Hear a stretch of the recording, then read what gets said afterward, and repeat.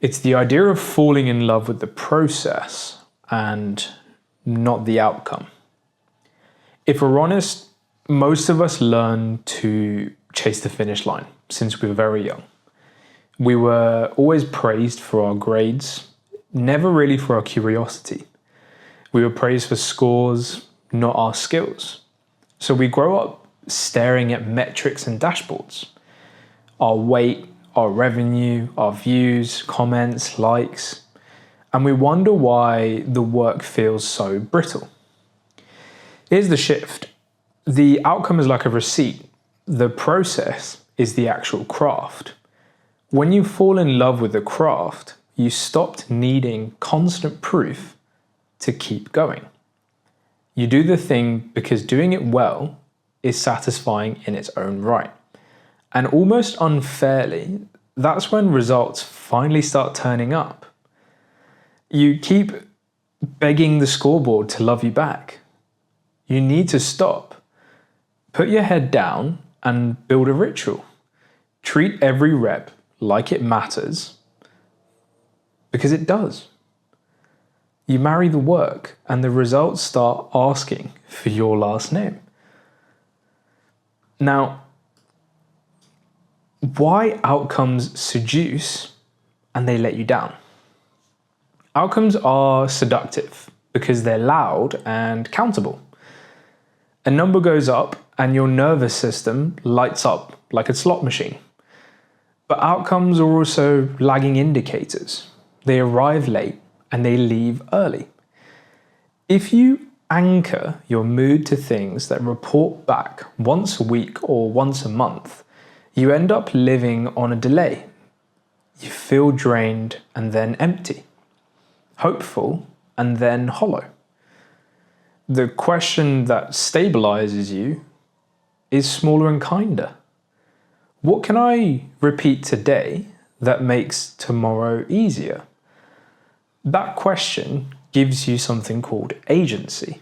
It swaps craziness and volatility for rhythm. Think of a musician. If they only loved the applause, practice would feel like work. But when they fall in love with tone, timing, phrasing, anything micro in music, rehearsal becomes its own reward. The stage just becomes a byproduct, not the actual oxygen itself. So, what does it mean to actually fall in love with the process? What does it actually feel like? It's not a motivational poster. It's a lot quieter than that. You start noticing what I like to call texture. In the gym, you start caring about the line of the bar and the tempo of how slowly you're going. Writing, you care about the weight of a sentence, like what I'm speaking about now and where the breath lands. In sales, you care about the quality of the questions you're asking the prospect and not just closing the deal. Loving the process means that your internal bells ring when the form improves. Even if the metric hasn't actually moved yet, that's when you become lethal. You're motivated by something the world can't take away from you today. Goals set direction, and systems create motion. If you keep your goals, they tell you where north is. But if you marry a system answers 4 things for you. Who does what, when, where, and what? I write at 7 a.m. at the same desk, with the phone or on my laptop, until I've drafted 500 words that I'm not embarrassed by. That's a system. It survives bad moods and busy days as well, because it doesn't need a vote. If you review goals occasionally enough and run systems daily, the longer you run a clean system, the more your outcomes start behaving like they were bound to happen all along. I like to call this the boredom barrier, but we're also going to talk about how I've learned to come over it. At some point, doing the same thing over and over does become dull. There's a fork in the road. Most beginners choose or chase novelty, new plans, new hacks, new tricks, and they keep resetting their skills to zero. They're always looking for that next hit. The people who are what I like to call the professionals in this, they stay. They don't glaze over anything. They bring a magnifying glass. They look for the 1% that they can change. A smoother setup, sharper first sentence, better breath between reps, a cleaner handoff between steps. Boredom is often a doorway to depth, the signal that you're far enough in to start refining. Keep a tiny craft note after each session, one line about what you made cleaner. This note acts like a breadcrumb trail to you becoming a master at the thing that you're trying to achieve. If you build 2 scoreboards and shorten the loop, there's certain ways to look at this. Most people would run 1 scoreboard, the outcome, and they'd punish themselves with it. It's actually better to build 2 scoreboards. I'll get to what I mean. The first is your input board. Reps, minutes, sessions, messages, practices, whatever it is. Just count the input of what you've done. That one lives in your control and gets checked daily. The second is your outcome board. Weight, revenue, views, conversions, clicks, anything, whatever it is, that's your outcome board. That one gets reviewed calmly and less often. Inputs build identity, outcomes inform your strategy. And shorten your feedback loop where you can. If a skill gives you a signal on the same day, whether it's, footage of your training, a paragraph that you read out loud, a quick customer reply, use it. The faster you can see what's true, the faster you can get better. Now, progress doesn't climb like a staircase. It lurches. Awkward to competent. Let's go with competent. Awkward to competent, competent to fluid, and fluid to creative. Creative eventually leads to effortless. A roadblock or a plateau isn't a punishment, it's a consolidation of your skills. Your nervous system is laying track.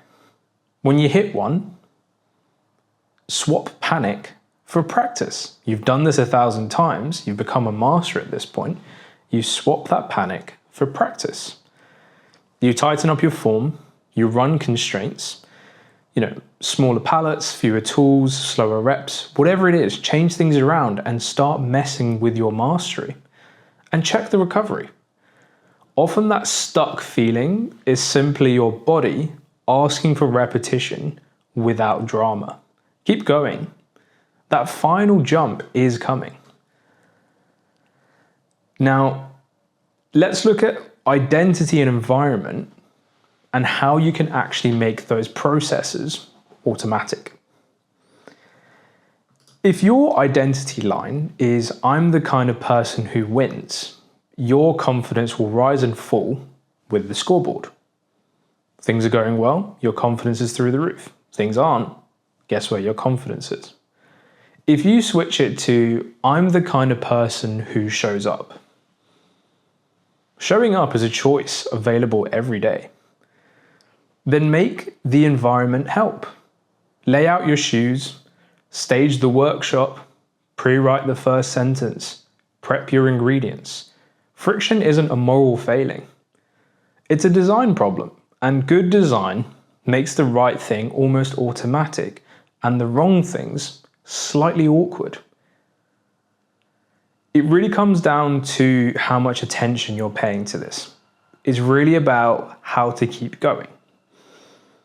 Me personally, I like to do 2 deep work blocks a day, 60 to 90 minutes.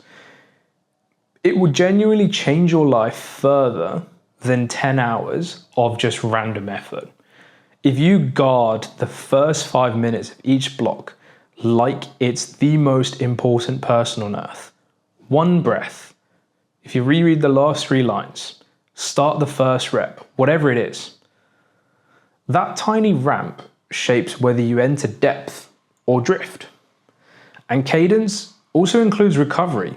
You're not a machine, you're a rhythm. You push, you refuel, you sleep, and you review. The process loves a fresh nervous system. Obviously, we're talking about repeating multiple things over and over again. What you do also need to do is regulate first. You need to decide second. What I mean by this is big choices made in messy states tend to be quite expensive. One slow exhale before a call or recording a video, before you submit, before you send. Name what you're feeling. Labeling it pulls heat out and gives you a handle over that feeling. Expect your graph to wobble and your calendar to stay steady. The wobble is just variance. The calendar is process. When in doubt, come back to this sentence. Today is a brick. You don't build a house by starting at the roof. You need to make the process anti-fragile. An anti-fragile process doesn't break when life bumps it. It bends and it returns stronger, like a rubber band. You miss once, never twice. It's a pretty good mantra to have. If you do miss twice, run a reset day with the smallest complete version of that routine. A smaller workout, a single paragraph, 10 minutes worth of outreach or phone calls, whatever it is. Also, work on it politely. What I mean by that is change one thing at a time, whether it's your timing, your volume, your speed, so that you can actually learn what works and what doesn't work. The more that you try and play around with multiple things at once, the less you can trust the story that your numbers tell you. Now, everything that we've spoken about applies across multiple domains.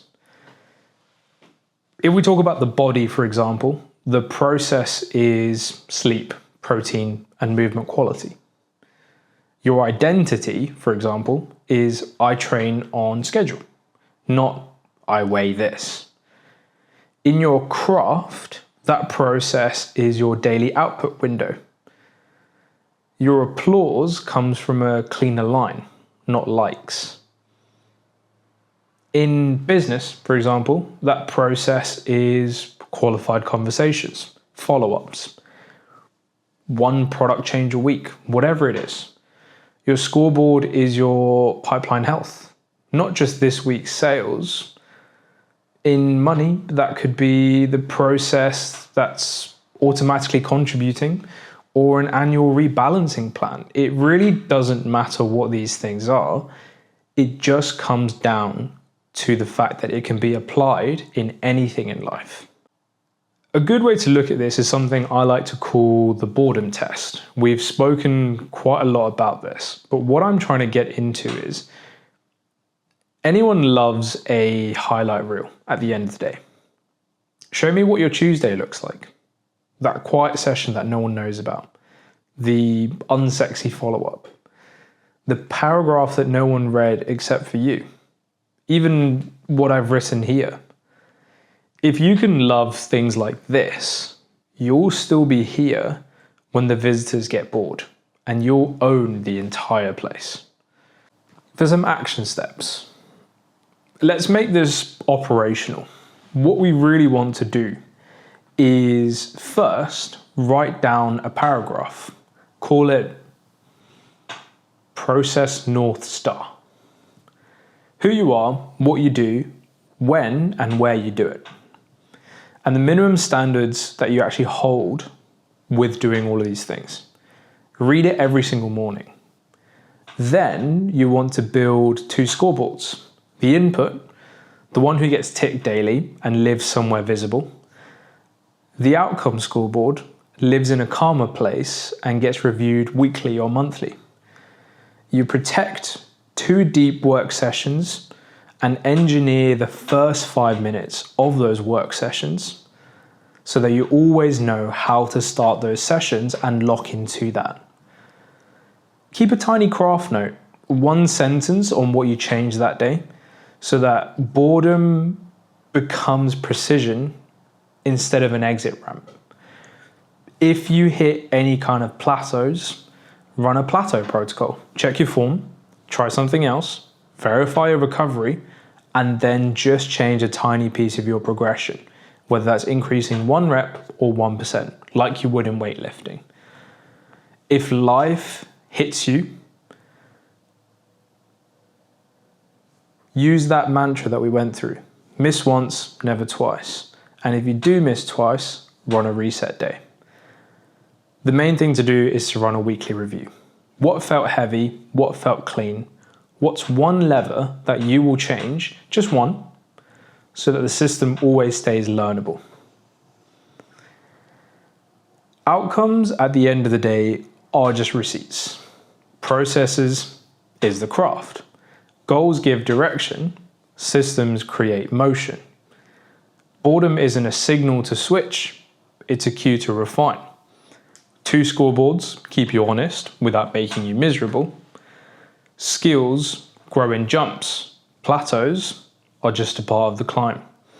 Identity plus environment makes showing up easier than arguing with yourself. Cadence, speed, and recovery protect the depth of your learning. You regulate first, you decide second. You iterate 1 lower lever at a time, and you do this long enough, and the results stop being a miracle and start being math. Do this today. Write 1 paragraph, the process North Star that we went through. Set up 2 deep work blocks and stage the first 5 minutes. Create an input tracker, an output tracker, and just remove 5 distractions from your environment. As long as you do those things, things will work out. You fall in love with what it takes, the quiet practice, the boring Tuesdays. You stack them until outcome has nowhere left to hide. Not today, not tomorrow, it's inevitable. I'll see you next time.